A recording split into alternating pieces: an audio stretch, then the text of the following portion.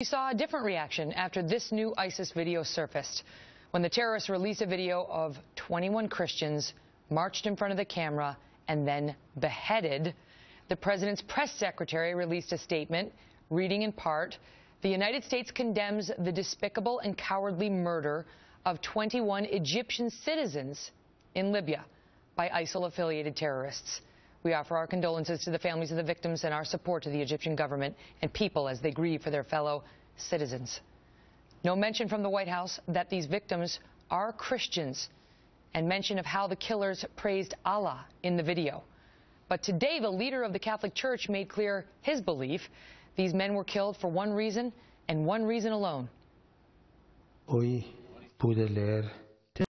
I have learned of the execution of the 22 Coptic Christians. Their only words were, "Jesus, help me." They were killed simply for the fact that they were Christians. It makes no difference whether they be Catholics, Orthodox, Copts, or Protestants. They are Christians. Tony Perkins is with the Family Research Council. He is the president of that organization. Tony, good to see you. And do you think it was intentional by the president not to mention the fact that the victims here were Christian? Well, Megan, it's stunning that the White House could not say that this was an attack on Christians. Now, ISIS made very clear in this video that this was an attack, this was a execution of people, quote, people of the cross. Now, ISIS apparently has no difficulty saying Christian, while the White House has a very difficult time. And it's troubling that the White House cannot come to the point of saying that ISIS is targeting Christians, because what we're seeing unfolding before us in the Middle East is genocide. And the White House will not come to that point of saying that. They have made the point repeatedly, however, that most of ISIS's victims are Muslim. I mean, just one example, the Jordanian pilot who was set on fire. He was a Muslim. So the White House might respond by saying they hate Christians, but they also hate Muslims who don't believe as they believe, and they hate Jewish people, and on the list goes. Well, they do. They're killing other religious minorities. But when you see what's happening, for instance, the Prime Minister of Israel, Netanyahu, who is saying to Jews in Israel or in Europe who are being targeted by these Islamists, come to Israel where you're safe. Our president is refusing to acknowledge that these Islamists are religiously motivated by their faith.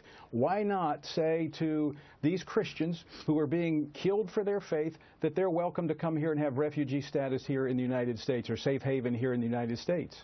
Do you see a contradiction in the president being rather quick, despite his own statement that he doesn't like to comment on cases, to comment on the of these 3 Muslim students here in America, a case that the police so far are saying was motivated by a dispute over a parking space, although the families of the victims believe it was religiously motivated.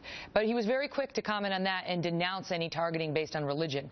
And yet the statement about the Egyptians comes out from the press office, not from the president himself, and makes no mention of targeting based on Christianity or religion. Yeah, I mean, he says that these folks, these 3 in North Carolina were targeted for how they worship. Well, we don't know that. If they were, that's wrong.